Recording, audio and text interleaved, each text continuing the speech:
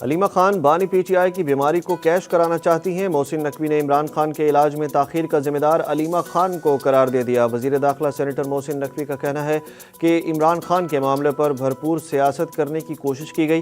علاج کے معاملے پر پی ٹی آئی کی قیادت آن بورڈ ہوتی تھی، لیکن علیمہ خان معاملے کو ویٹو کر دیتی تھیں کہ اگر یہ بات مان لی تو معاملہ ختم ہو جائے گا۔ لاہور میں پریس کانفرنس کرتے ہوئے وفاقی وزیر داخلہ محسن نقوی کا کہنا تھا کہ بانی پی ٹی آئی کی آنکھ سے متعلق پروپیگنڈا کیا گیا۔ علاج کے معاملے میں کوئی بھی قیدی ہو آئین و قانون کے تحت سہولت فراہم کریں گے۔